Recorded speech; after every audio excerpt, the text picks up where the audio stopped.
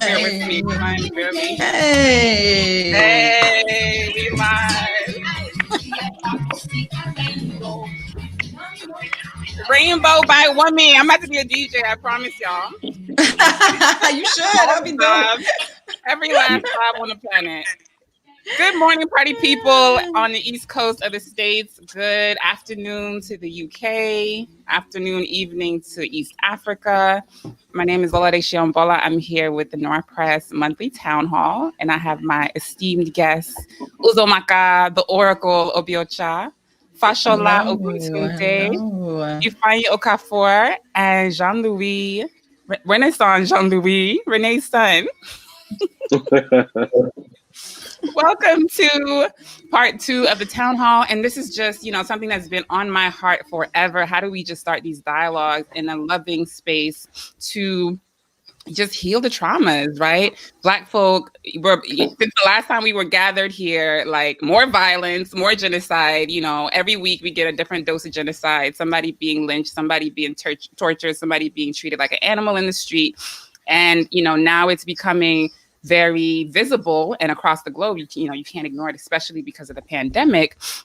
However, it's nothing new. We've been under attack from over 400 years ago.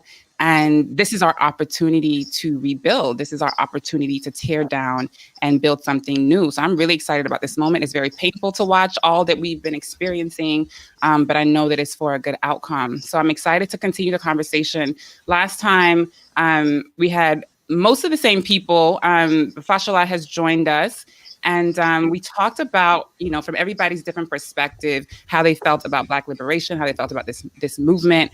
And so because you guys haven't met Fashola, I want to let you introduce yourself, Fashola, talk about your cultural background, your professional work, the stuff that you're passionate about, and sort of how you come into and think about Black liberation. All right. I'm just an uppity Negro from the Bronx. No, but my background, growing up in New York City, I have a father who's an immigrant from Trinidad and Tobago. My mother's African American. Raised in different parts of the country before she came back to New York. I got exposed to Ifa like as a late teenager, and while I was in high school, I participated. I worked for the Dr. Lanice Williams, who she's a communist, like an open communist running for office. And so because of her, I worked with David Dinkins' campaign. So I was always very political. My parents were members of the Black Panther Party back in the day.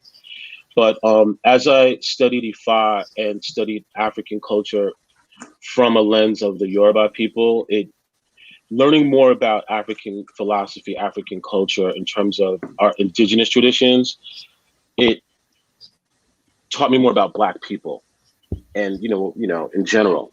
And so that's kind of my background. So my advocacy for the priesthood kind of subsumed everything else. So, art school, those other things kind of subsumed it. So that's kind of where I am now as, practitioner. Beautiful, beautiful. Thank you for sharing. And I want to just kind of do a recap of our last conversation for those who saw us last time, those who are new to the conversation.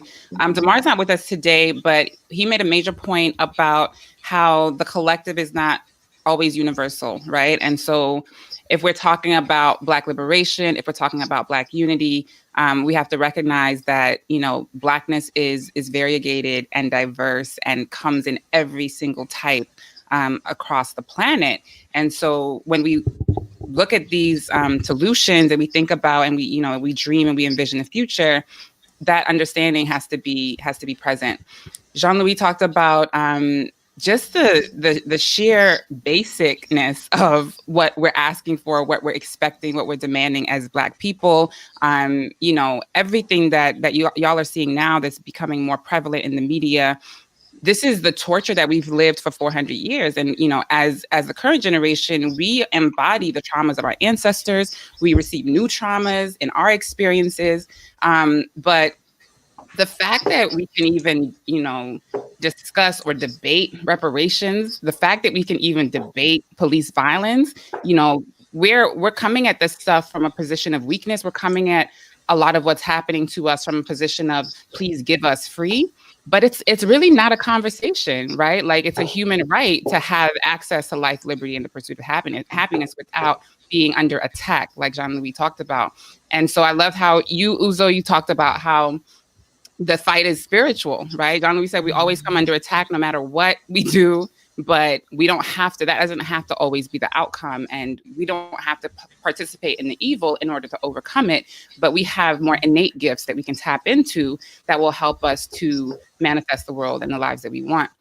And so we were just talking about 5 eyes, which Ifeanyi, you put us onto, and how the colonizers, the colonizing countries, and the people who moved out of Europe, they stick together. They stick together. They don't let anybody come between them.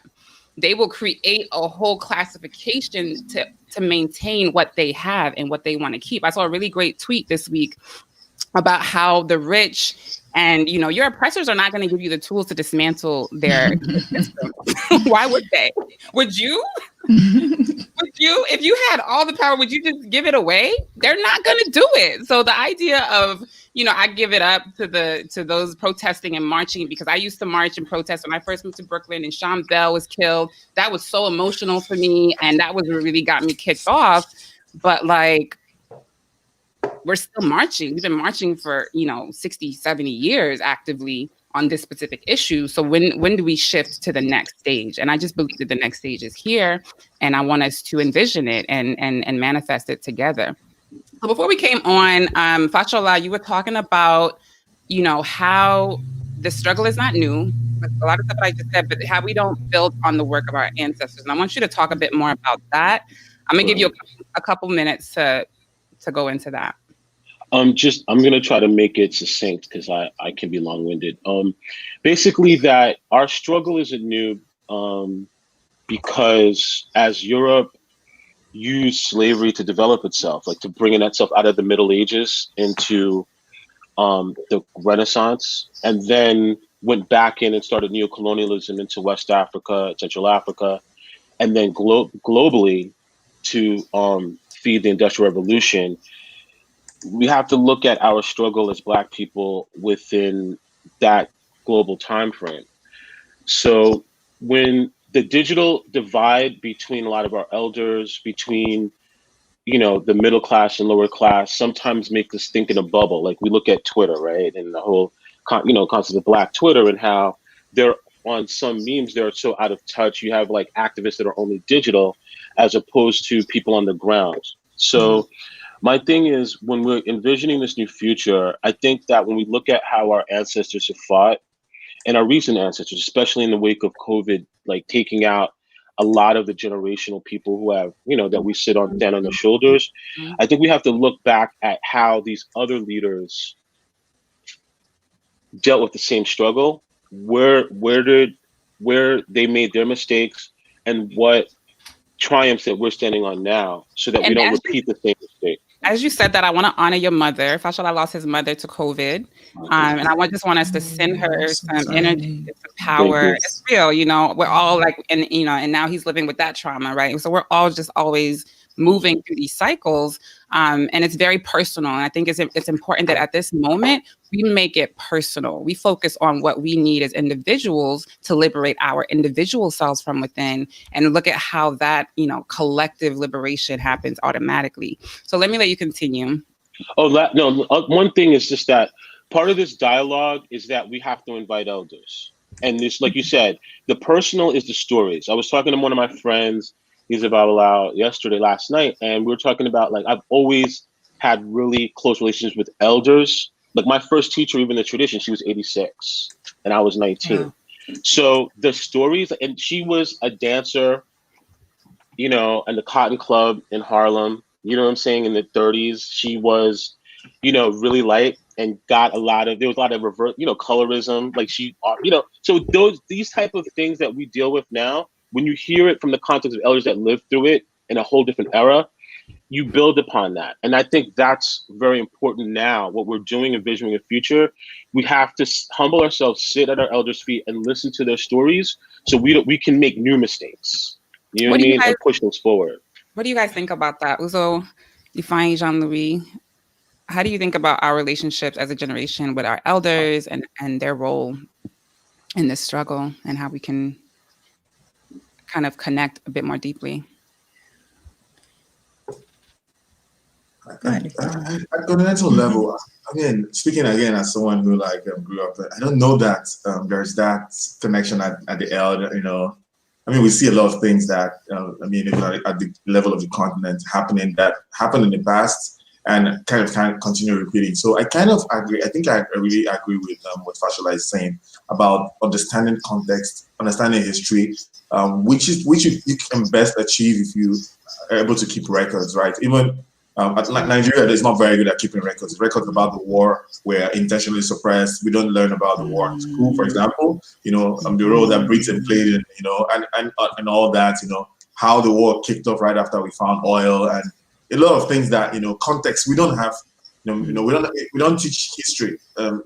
Actually, the history was taken out of the curriculum in Nigerian schools because of to make sure that they said people don't understand. But in the process of doing that, to make sure that people don't, as I said, that people heal properly. You heal when you understand your history, right? Right?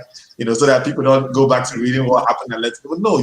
The Holocaust, there's a memorial everywhere in Germany about the Holocaust that people can heal and know what happened. And so that connection with the past. You know, so when the older generation dies, you know, there's a lot of history that's lost with it. I belong to a WhatsApp group of a couple of Nigerians here, I think the MBA group or something, you know, yeah. So someone raised, when this issue of when COVID started, you know, I found a snapshot on the internet that showed the journals of the British about the flu, the Spanish flu in Nigeria. They were taking records of how many people died, and it was in the British archives. So I shared it on the group, and nobody there could talk about his grandparents, that except one person that said, yeah, my granddad used to talk about it, that all his friends, dad's friend coughed to death. That's the way his grandfather used to talk about it, that they used to talk about that very nasty cough that came and killed everybody. And that was the swine flu. Nobody else on the group of about how many hundreds of people could talk about like the swine flu in Nigeria. This is just an example. It's a bit out of context, but it kind of relates to how very in context. It's totally in context. Yeah, that we need to, like, you know, develop that culture of like sharing experience and how you know, we need how we've done it in the past, what worked, what didn't work, so that people have context to build on and continue to struggle. I totally agree with Fashola. Beautiful. What were you going to say, Uzo? You still with us, Uzo? Are you frozen? I think she's frozen. Oh, am I frozen? Oh, no, you're not. Either frozen or you having a conversation with the elders in another plane. Am I back now?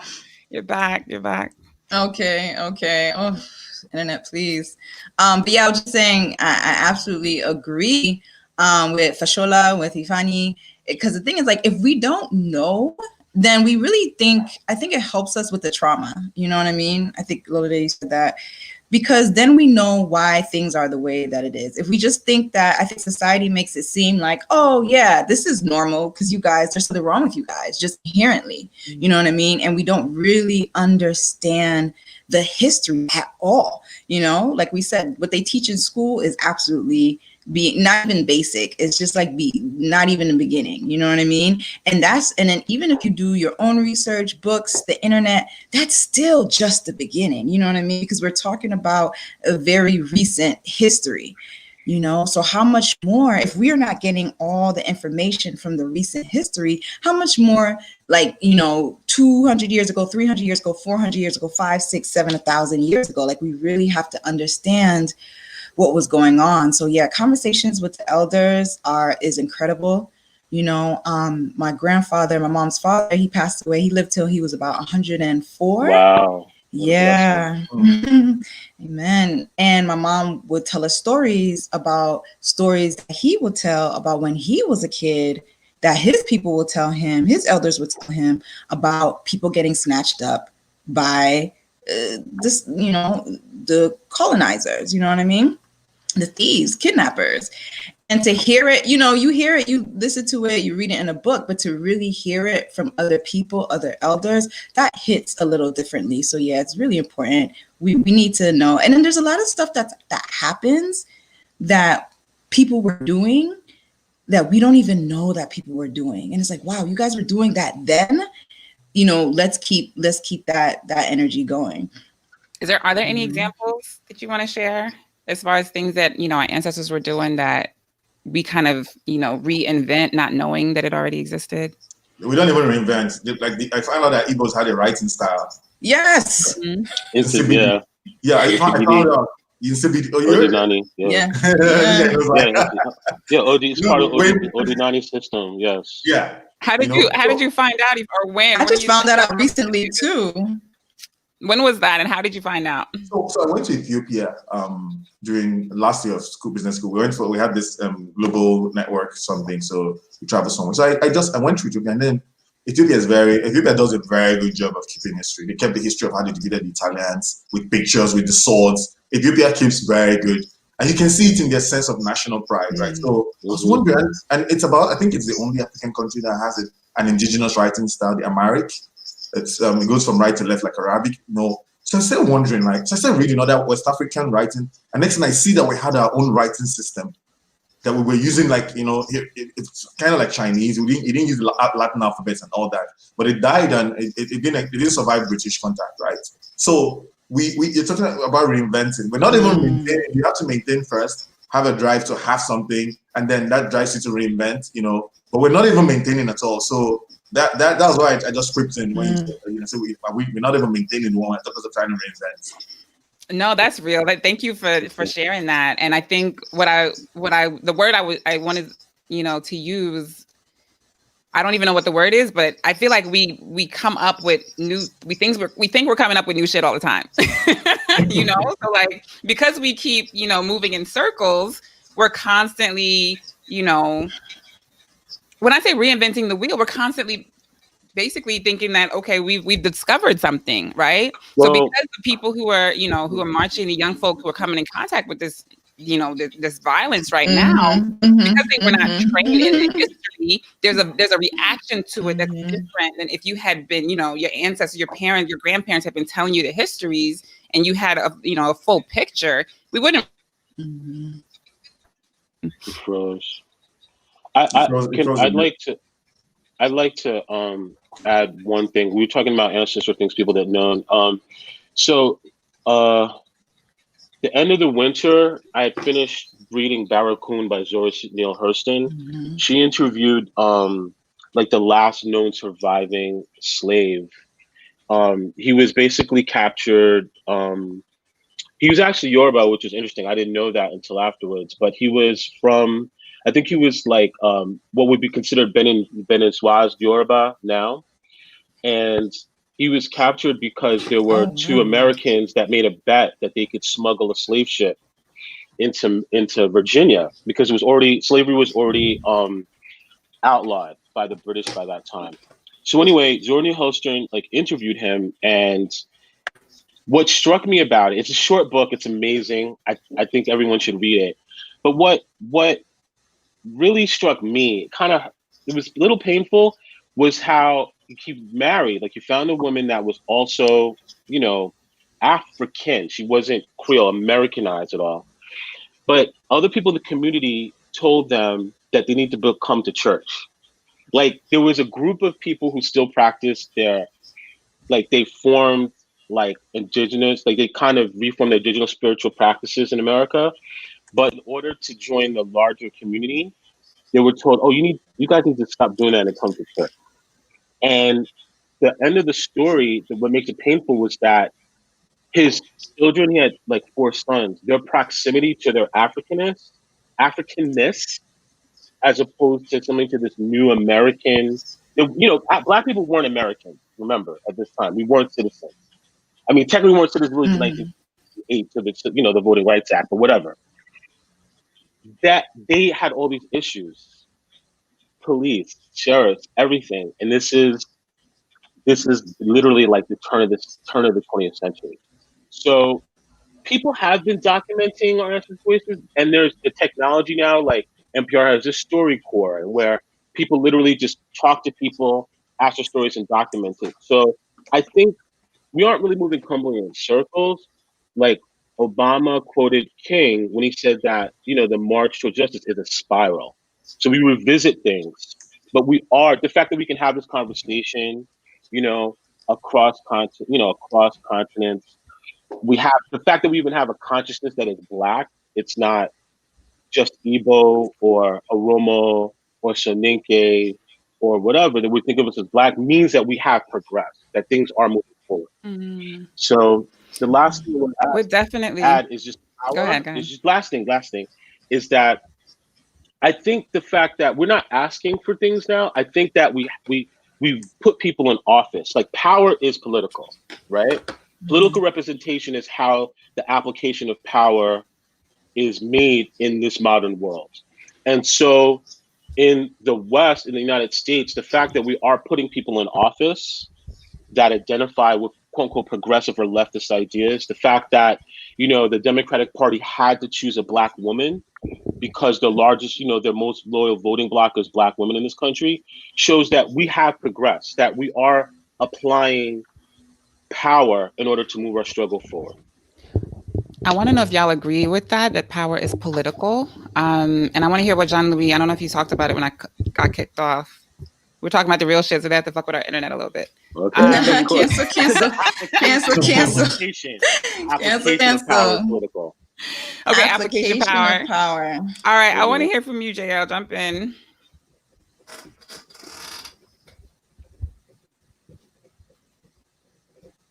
Oh, you're muted. You're muted. Can you guys hear me now? Yes. Yep. Have any of you guys heard the static in the background going on? Just when you unmuted. All right. Yeah, I would actually like to go a little bit back on, I mean, just the first sort of concern about passing on wisdom from generation to generation so that we can continue on the Black liberation tradition. We also want to highlight, because I know this word has been thrown around a lot regarding trauma, but we also want to talk about, I think, Joy de Gru's work, post-traumatic slave syndrome, and how African Americans experience not just, you know what I mean, multi-generational trauma, but did so undiagnosed and untreated, right? And what that actually means when we pass down wisdom, right? And what that actually means when we pass down knowledge, right? Those things also have to be, to some degree, right, up for interrogation. Lola, I know you kind of hopped out, but hopefully I can catch you up real quick. I just wanted to say that in light of talking about passing down wisdom and knowledge from generation to generation to continue on the Black liberation tradition, we also need to keep in mind the post-traumatic slave syndrome that folks are experiencing in America, and that's that multi-generational trauma that went untreated, that went undiagnosed within, you know, African American traditions, but also within the descendants of those African Americans who experienced all those traumas. And we need to interrogate. Let me add something to that, if you don't mind. I'm sorry, the sun is all in my face. I'm trying to fix it. I mean, I totally agree. So post-traumatic, slave disorder. And I just want to make sure that we continue to think globally because, you know, absolutely the African-American, you know, trauma is supreme. But I think it's important to look at also everybody else across the globe who has passed down that intergenerational trauma, right? Like Africans who were living in colonized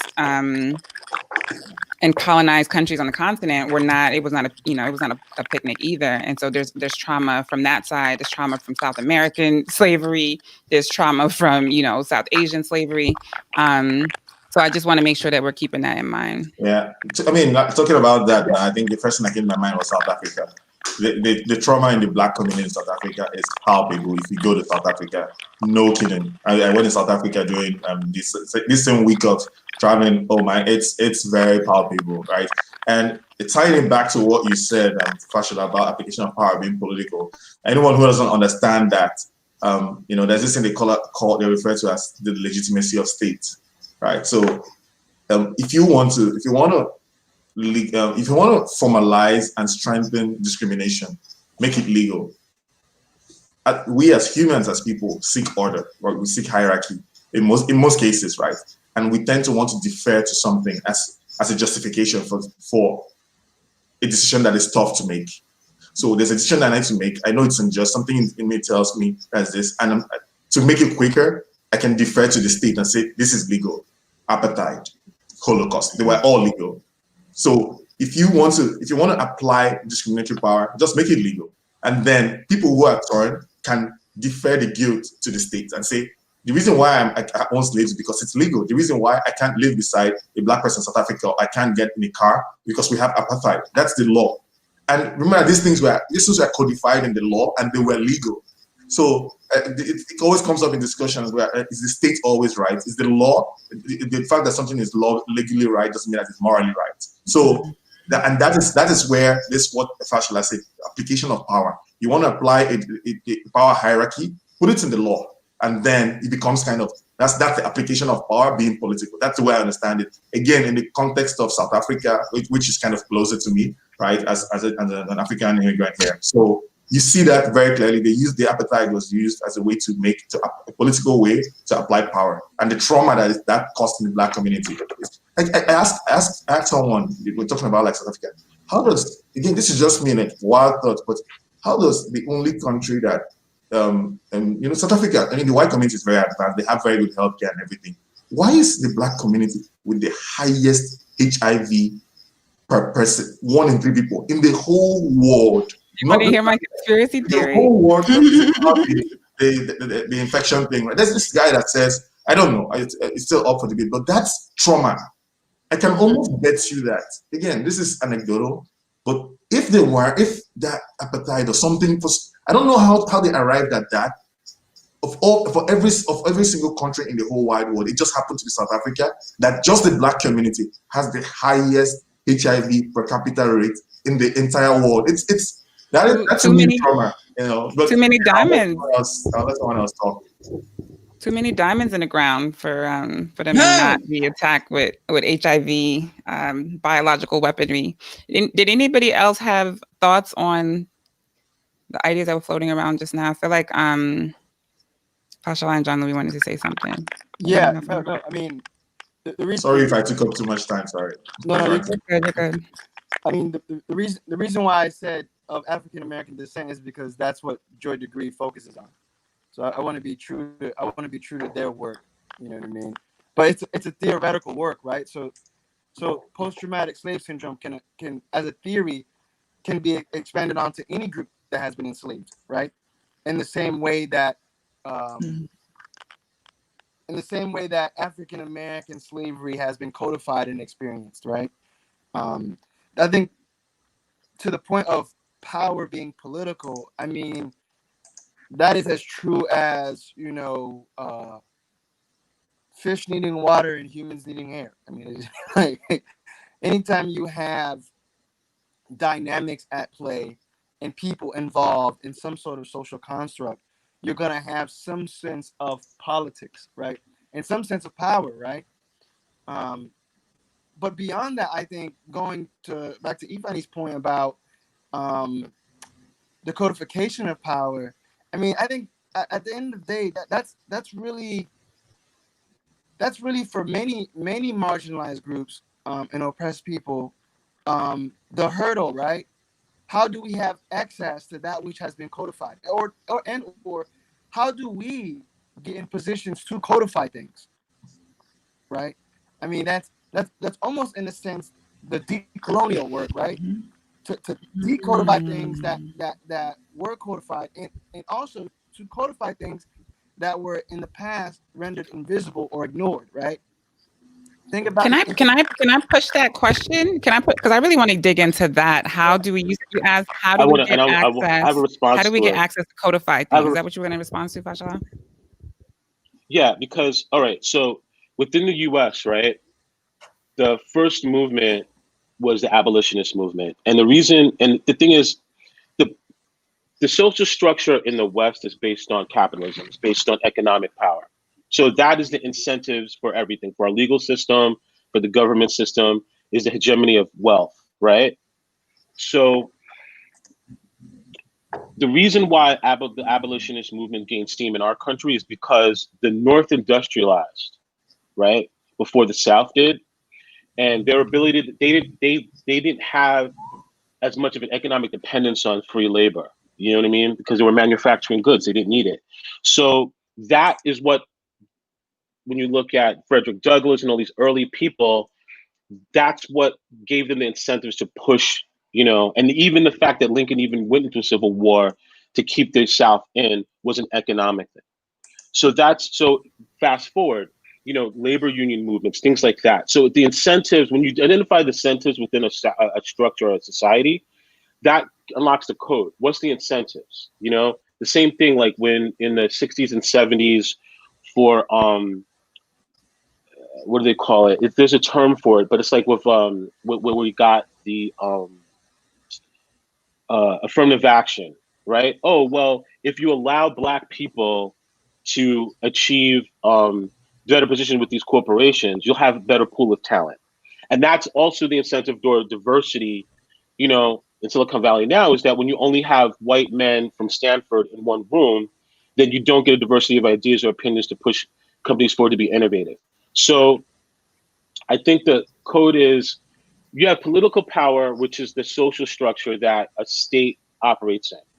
We as Africans, you know, if you look at Africa, the Middle East, and basically half of Asia, all of the borders, national borders that are were basically made by Europeans. So why is that? So that is the economic incentives. What is the economic incentives there? So we as people that are quote unquote marginalized, what is our value in the society? And then how can we take that value and apply leverage to it? So in the past was labor and the labor movement. So now we have to identify what is our value to society now? How are we feeding into the system and propping it up? And how can we use it as leverage in order to, you know, gain the political advantage, you know, to our collective struggle? Take it all out. Divest. I want our abilities. Oh, okay. So values as far as like what we add to society. And then last time we talked a lot about values as far as like what we believe in, you know, individually, collectively, what we want. So when you talked about incentives, I'm thinking about that as well, right? So what do we want and what do we have to sort of give to get what we want? What do we have to offer to get what we want? But it's still this question of codification. So we have Noir Press is one of my babies, and you know our mantra is to write the future, right? And so when you were talking about codification, Jean-Louis, I was thinking about just you asked the question of access, like how do we need access to codify? So when you ask the question about political power, yes, of course, you know, the sort of intrinsic political power that emerges when any group of people lives in the same land, that's natural, right? But I often think about the kind of the cultural power. I think about behavioral power and how much of what we do is not based on what's in law, but it's based on what the culture has taught us to do for thousands of generations. So I think that, you know, there's power in that we should be thinking about and tapping into. And I think that power and that system of sort of ways of being can be codified through writing. Yeah, but I think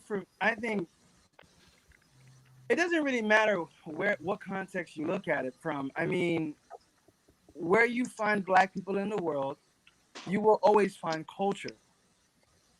Where you find Black people in the world, you will not always find systemic power. And by that I mean is where I'm getting at when I mean codification. Meaning, why can you count on one hand how many Black senators are in the United States Congress?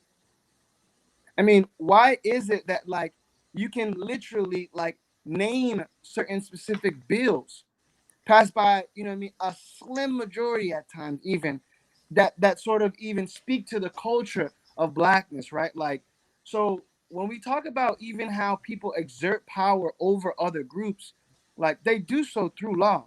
And I'm not even saying that's the only avenue in which to gain whatever you want to pursue in the world. That is not what I'm saying.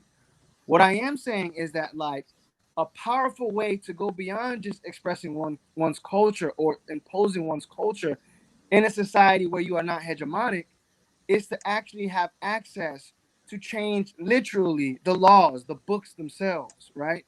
And to hold people accountable for these things, right? For example, why do we have pushback, right, from anti-lynching, legislation that has teeth to it, that actually really like stress the fact that this is the punishment that you will experience when you do these sort of massive anti-black hate crimes or these lynching crimes, right? Like no one wants to give teeth to it, right? And because we don't have teeth to it, right, the crime itself isn't prosecuted the same, right? And that's what I mean by like the codification process. Like we not only need an emphasis and a retap into our culture. We always express our culture in ways. I mean, if anything, a lot of American culture is Black culture. But what we also need is literally like the legal backing, the legal stronghold to make sure that our culture is made known not just in the States but also around the world, and also our people are protected not only just in the States but around the world. I mean, think about it. Even when you look at the ways in which who gets to be chosen to come into America to seek asylum. I mean, that's law talking. That's people with power talking. That's people who have the power to codify stuff talking. So for me, like, I love that. I love that we are a cultured people. I love that we express that over and against things that try to destroy us. But I think it's important that for us to sustain that sort of cultural praxis, we need laws in place to protect us in order to do that very thing. I mean, my last point would be this. Think about it in terms of protests. This is the clearest example of this, right? When white people who are protesting just staying at home orders so that we can make sure to manage the COVID outbreak can reach out and tap into law that allows them to go into state capitals like in Michigan, with assault rifles on government property. Assault rifles. Without any PPE, screaming at the face of police officers. That says something. While at the same time, in states like Tennessee and Georgia, who can come up with law to basically undermine Black people protesting utter, inhumane, insidious violence on their bodies. That's what I mean by culture. Culture is one point, but we also need codified stuff like law to make sure that we can even express our culture is another point. I hear you. Can I respond quickly? We're gonna keep talking about it. I wanna bring Uzo in because we haven't. Y'all got all this masculine energy. Like, chill for a minute. I appreciate y'all. Excuse me. Thank you. Yes, I think it's a both and. You know what I mean? Yes, the law that's important, right? But at the end of the day, it's and culture is important too. The problem with the culture is that it's culture without intention. We have a lot of culture, but what we're missing is the intention in the culture. And I think that's what Fashola was talking about in terms of the elders. For example, right, it's against the law for somebody to kill somebody else. Yet the police kill Black folk every other day and get away with it because nothing's going to happen to them every single day. And it's in the law. You kill somebody, you go to jail. That never happens. What we have to tap in is the intention of our culture. So Lolade, you asked me an example of something earlier about the ancestors and what we not the ancestors, but the elders and things like that. And the first example that came to my mind was actually, I don't know if it was relevant, but it comes back in here. It's like in rap and hip hop, how, back in the day, they would pour it out. This goes out to my homies. What is that? That's libation to the ancestors, right? We do that. We don't even know as a people for real, what that even means. You know what I mean? And the power of it. And if we're what? I just want to ask Ifeanyi if you're familiar with the libation and the sort of the example that Uzo's giving? Because I know you didn't grow up in I know what libation is in my village, like in Nigeria. Okay, so we're gonna come to that. They pour wine and the guy talk to the and say, "Oh yeah, I know what it is." Yeah. I mean, in hip hop they do it too. They pour the 40 out. This goes out to my homies, and the intention. They don't really understand. We don't really understand the significance of that. Now, imagine if we really have, but like on like a larger scale. So we pour libation to the ancestors. Is that a daily practice? Do we talk to throwing candles? I think there's a lot of stuff that we do culturally, like all the Christian women, they all have altars in their house, but don't know that it's an altar. You know what I mean? You go in their house, they have the pictures, they got the candles, they got the flowers, it's all the things. So I guess the intention with that. And so if we're able to take the intention with the culture and really have that spiritual, I don't know, I don't want to call it power, but like intention, I guess. Like anytime a police shoots, a brother or sister, Black folk need to go to their altars and shimmy. He need to die. He need to drop dead. He need to be tortured. He needs to go to sleep and he needs to kill himself. You know what I'm saying? Like that needs to happen. Wait, I have to jump in because episode, I think it was, 5 or 6. I spoke to my therapist, Dr. Michelle Nyangereka, and she was telling me about Nyabingi. Yes. Fasho, are you familiar with Nyabingi? You mean Nyabingi? You mean the Jamaican practice of Nyabingi? Well, okay, it's known for its presence in Jamaica, but it was when it was first introduced to me. She talked about how it originated in Uganda and how it was this system of the spiritual cult. That's what the British always call it, is a cult, right? School. I rename it school. A school. You call it a school. A spiritual school. A spiritual school of women in Uganda that were incredibly powerful, right? And so when the colonizers came, they were dropping dead from the work of these women, right? The spiritual practice of these women. And we talked about how important Vodun was for Haiti's revolution. And so when you brought up this, I just want to make sure that we're kind of thinking about these histories as well, right? Like there are records of us using these tools to achieve outcomes that have nothing to do with what's written in the law book. So I just wanted to throw that in there. Right. Exactly. I'm glad you brought that up because yeah. And I just want this last point. Hold on, y'all guys. Hold on, this last point. I'm glad you brought it up because then it's like, it's not fairy tale. It's actually something we can do. And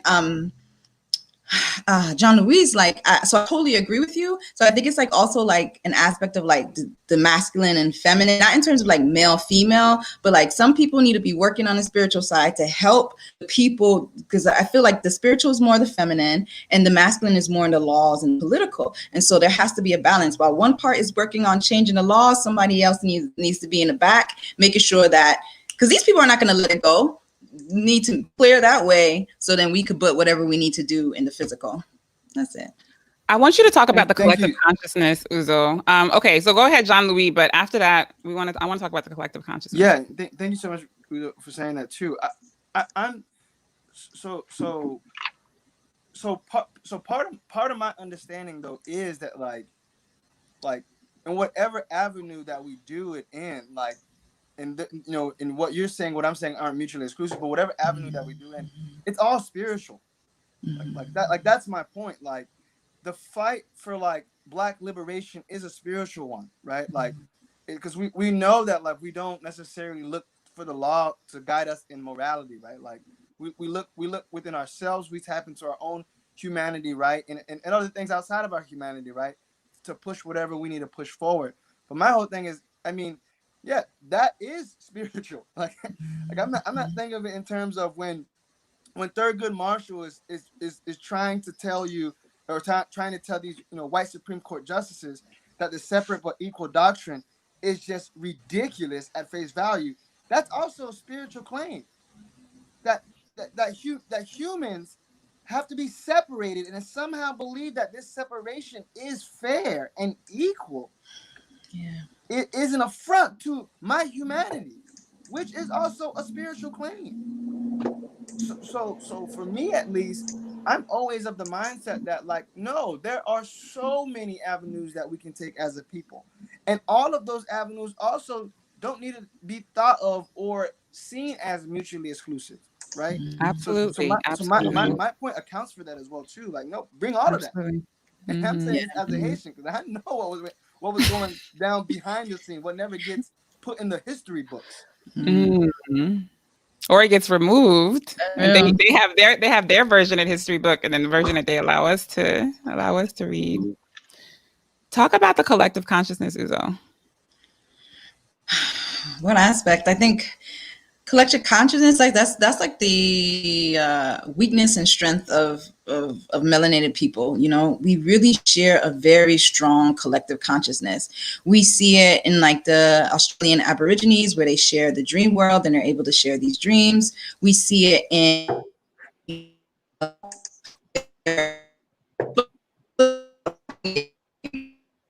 I don't know if you guys remember, or you know, I That's don't know if Trump it's right like there. a girl thing. Because you broke up. Yeah. Where, oh man, am I back now? I think so.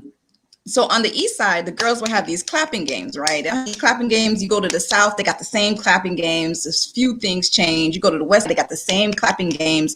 This is before the internet, before TikTok, before anything else. How are these games, how are these things being transferred? Of course, people travel and stuff. It's like, even globally, you could go to another country, Black folks, they're doing the same clapping game. You know what I mean? So we share a very strong collective consciousness. I could come up with a word today. I could say that's hot dog. Now everybody knows what that means immediately. And so it's a strength and a weakness. It's a weakness because, you know, how do we say it? The matrix knows, you know, they know. So they're able to program us very, very, very quickly, because once it's in everybody. It's a strength because we can reprogram ourselves, and we can start little things we start to do. It's going to spread like wildfire throughout the, you know, Africans in the diaspora, through everybody. So yeah, we really share, it's almost like a hard drive, a cloud of all the ideas, all the thoughts, all the things. All right, go ahead, Fashola. I think you were gonna contribute.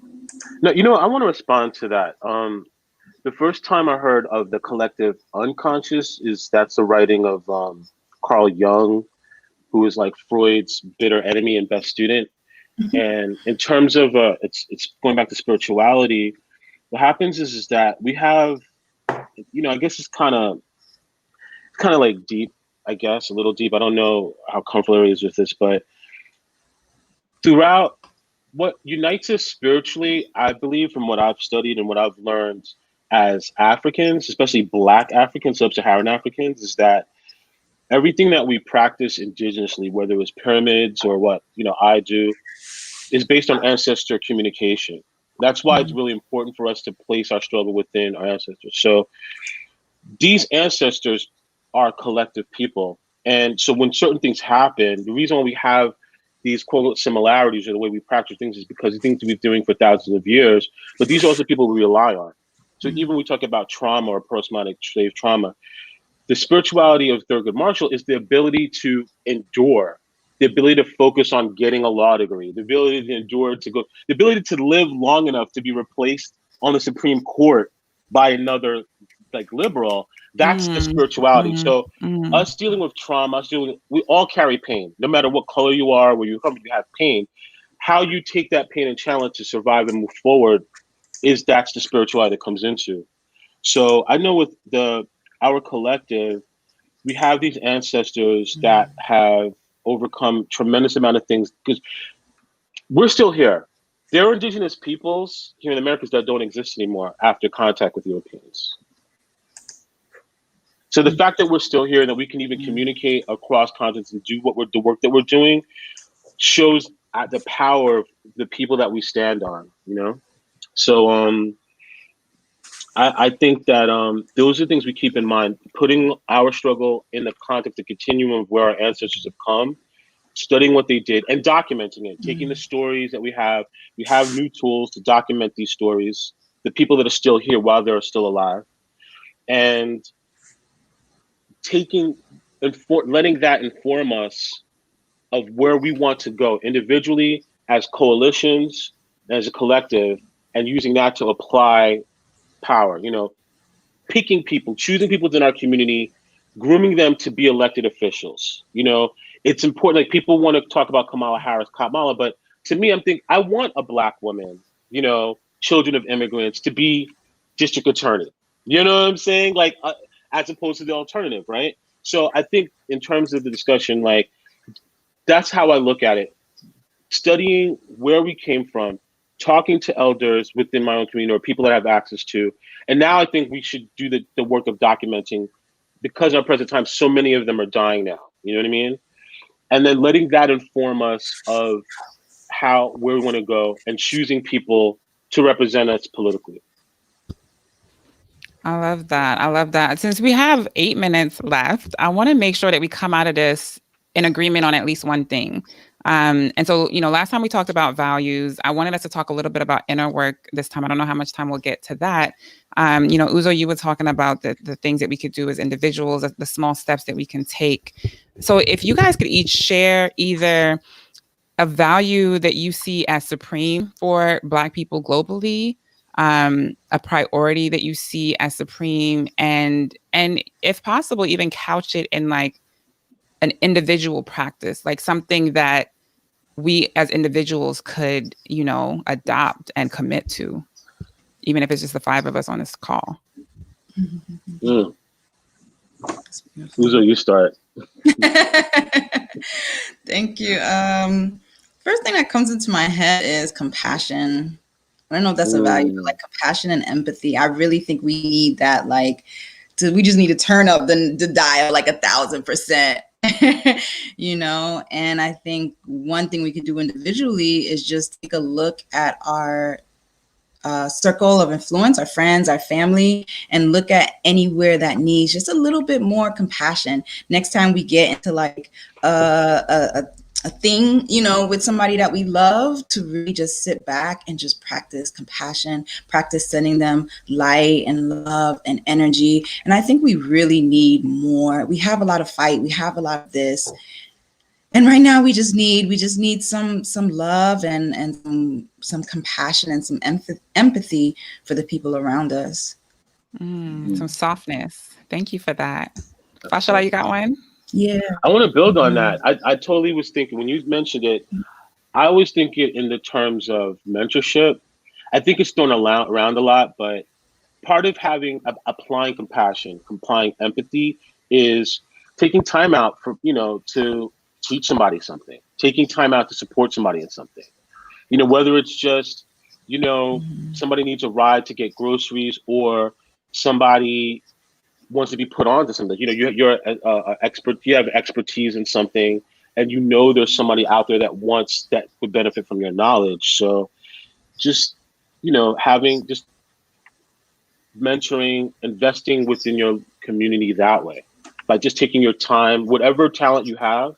Because really quick, I'm going to end it, is that one thing that I value, my value as Africans, is that our indigenous practices was to identify what this spirit brings into the world, what gifts, what medicine that they come in for our community, right? To push your community forward. And our whole society, our whole social group, is to foster and develop this individual's talent, because we're going to benefit from it. That's beautiful. So we need to do that even within our own spaces. Like, I have a neighbor, and I just take her places sometimes in my car. You know, we just do things, just that type of empathy, the application of empathy, the application of compassion, you know, is to do for each other. Yeah. So just find some way to do and invest in someone. Beautiful. Jean-Louis?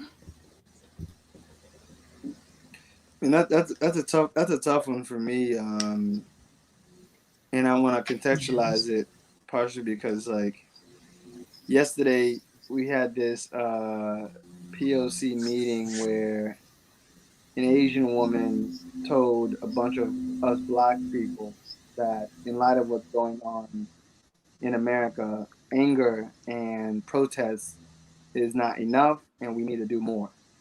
And particularly, we need to do more in controlling our own narrative and mobilizing and portraying ourselves as good people. Okay, now I see why that was. It devastated me to hear that. Why did it devastate you? Say more about that. The fact that she was able to say what she was saying is only so because of Black people fighting to have all people included in spaces of privilege, especially educational institutions. And so the do more part is what got me.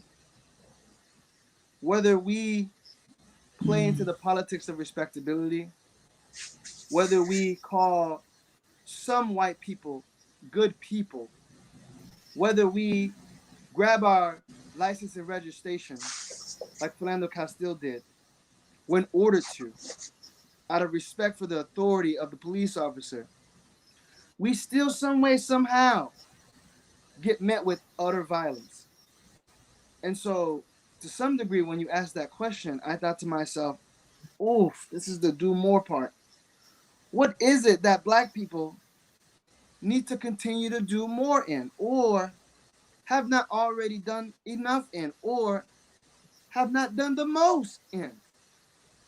And I feel like sometimes I don't need to be more compassionate. I need peace. I need rest. I need time. I need commodities that I don't have. I don't need to do anything more. So that's why it's a tough one. I don't get me wrong. I'm not trying to invalidate what the other two have said. It's just like He's tired. Yeah. But I think you have to bet on your own, and you have to cling to people who do support you and give you the energy to move forward. I mean, that's how we built these institutions. The only thing is like what the Asian woman said. I know I don't want to get. I'm not here to poke the bear, but she's right. Like when you look at John Lewis, who died, it was very hard for me to watch all these people like giving all these accolades because, yeah, like they're naming a bridge after him because he got brain injuries from being nonviolent to get us the right to vote. But he became a congressman because of that struggle. But so that's the arc of time. That's the arc of time. It's nothing happens instantly when they have the guns. So it doesn't happen instantly. It's something that in order for you to have the endurance, the mental and emotional endurance, you do have to group with people who are going to support you and give you that light to move forward. You do have to rest. You do have to take those time the history of Black people has always been a history and a tradition of relationality, has always been a tradition and a history of mobilization, has always been a tradition and history of healing. And so the do more part, for me, what stunned me is the sheer lack of historical data that she doesn't have. And I think hold on, Fashola. Hold on, Fashola. Not to beat down the point of what that individual is saying, but more so what the narrative behind that said. It says somehow that like Black people aren't doing enough. And what I'm trying to say is that like first of all, who gets to tell Black people outside of the community what is I agree. I think it's a generational thing. I think that the people like my dad or whatever, right, would say is that, it doesn't end at protest. I think a lot of us know that, but I think there's a generational thing where people just look at the protesting and the debates and the conversations and the Zoom calls and the Twitter, and they think that's where it ends. And I think that's what I don't want to speak for her, but I'm saying I know from older people that's what they are questioning. But expand the scope of protests, and this is my final point. We die protesting death. What more do you want than my life? How much more I can give you? Well, you know what? I think that there's so many ways to. Oh man, she's back. She's back. Okay. I mean, the space that you feel and the anger and the tiredness and all of that's real. You know what I mean? That's real. And maybe the value is rest. Maybe that's the value that you need right now, that we need, that we're calling in values. I see like Lolade's question, not as something that we need to do more of. Yes, we're doing, everybody's tired, but this is an evolution. Every day we wake up, there's more to do. Shit, you know what I mean? Like I got a kid, I wake up, I clean, I wake up, it's a mess again. How much more cleaning can I do? Sorry, y'all, that's personal. We gotta be personal. We gotta liberate it from within, so it's personal. So for you, the value might be rest. Like, you know, just rest, just rest. This is too much. We've given so much. We've given our lives, we've given this, what more can we do, And in another perspective of the Asian woman, yes, it's hard to hear that from an Asian woman who you don't know, like, bitch, mind your business. You know what I mean? Like, you ain't here, mind your business. But like Shola said, she's not wrong. You know what I mean? And it hurts because it's coming from her. But the way we can see it is very painful, right? But the way we can see it is like, okay, this is a whole video game. It's a simulation. She might be one of them RPC players that comes to drop a message. There's nothing we could do about it. We take the message and we could go, like, whatever. Let me just quickly jump in and I'll get Ifeanyi's value. So to what you were saying, Jean-Louis, I feel the fatigue, I feel the exhaustion, all of it. Every day. I barely got out of bed for this today, but this conversation was just essential. But nobody's gonna liberate us. The Asian woman, the white man, they don't give a fuck. So the more we focus within and stop thinking about like, what they need to stop doing, they're not going to stop. We just need to assume that they're not going to stop because the other side of the history is that with every inch forward, every law that they've given us, they've found a new way to stick it to us. Why are there more Black men in prison now than they were enslaved 100 years ago? Why? It's not accidental. So no matter what they give us, they can take it away. What we give ourselves, nobody can take from us. So I just want to highlight the part of your point that was couched in like what they and them, fuck them. I love all people. Like I love all people. Black people have been the only group historically. I mean racially, but I'm gonna say it. Like I have to give context to what I'm saying. We love all people, but at the end of the day, look within, right? Like we have to heal ourselves. And that's on an individual level and the collective level. Nobody is going to give us our freedom. Nobody is going to give us, they can give us all the legal, resources. And I'm so here to everybody who's marching and who's doing the legal work. Every part of it is needed. I totally agree with that. All of it is needed at the same time. But one of the keys to what the Asian woman said is that we're already doing it. We're already doing all of these things. We just need to organize what we're doing in such a way that it's driven with intention, like what Uzo was saying. How do we take all of the work that we're already doing and, really like mobilize, really curate, really just like harness that energy and direct it, like a missile in the direction of what we actually want. So I wanted to make sure that I said that. Ifeanyi, let's hear what you're thinking as far as values and everything else that's been said. I think it still aligns to the compassion aspect, but I think it's more from my perspective. Typically, I mean, you guys definitely did a good job nailing, how it relates to the African diaspora. I think the reason why I'm here is to put my own perspective from someone that's on the continent. So I still go back to my own values in terms of what I think we need to do in the continent. So right now, right, it's this thing that a lot of people have been blogging about and tweeting about. African countries trade more with China and non-African than they trade with themselves, right? Dangote cannot ship cement to Benin Republic, but Benin Republic imports a ton of cement from China. It's that bad. So the compassion that you're talking about, I bring it back home, right? And I would like to say, instead of calling it compassion, I'll say a commitment to collective growth, right? If we have to decide amongst ourselves that I will buy from my brother instead of going to buy from China. I'm not against anyone trading with any country or denying anyone, the opportunity to make money from, to build business relationships with any country they feel that they feel they can. But there has to be that commitment that, if Benin Republic grows, we grow also, right?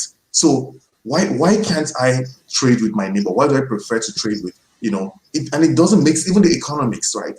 The prices, it just didn't make sense. But for some reason, Bangladesh was barred from shipping his cement. This is just an anecdotal example. And if you look at the data, it's the same thing, right? So that he was barred by the Nigerian government? No. The Beninois government Benin does not Republic allow government.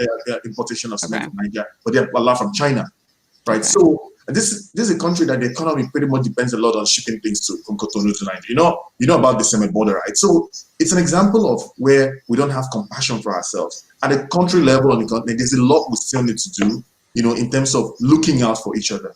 And it has to come like a commitment. Everyone comes to the table and sits down together and say, guys, we have to do this. We have to crawl out of this position we are globally and economically together, hold each other's hands and crawl out. I will buy your, Ghana makes and ships out cocoa or whatever. Ghana, I will buy from you. You buy my cement. That kind of, collective agreement for betterment, as in to create more, how do I call it? Like, build the business alliances that help everybody hold each other's hands and crawl out of whatever situation we find ourselves in. It still comes down to compassion, having compassion for my neighbor. Like, I should be able to do with this person. See yourself as that person and build. So, but again, it applies more at a structural level. It's not more like on a personal level, like you guys are talking about. More like at a government level and structural level on the continent. But it's That's both. my own. But it's both. And that's what comes to mind when you talk about this. It's both. That's powerful. And I think the individual and the collective, it's all the same thing. That's one thing I'm learning, if nothing else, in the last year. What we do as individuals, it reverberates, right? Other people do what they see you doing. And that's why it's so important to do good, to follow these values, etc., but to also like share them, to also like educate, to also mentor from that place of compassion. So I really appreciate all that you guys have shared. Thank you everybody for watching. Let me shout out Ayo, because I didn't get to shout you out. Let me shout out Kirsten. Anybody else, if you were watching and you enjoyed the conversation, drop some comments. We definitely want to continue this next month. Northwest. And let me just give Ifeanyi a shout out, because he was talking about economic collaboration. Ifeanyi is the first person that invested in Northwest, Nor Lab. So, snap to him, right? And we want more money. We coming for more. I love y'all. Thank you for watching. Take it easy. Eat your greens, get your sunlight, get your vitamin D, love up on each other with compassion. Listen to your elders. Just do good, be good. We got this. We're going to come out on the other side. Peace.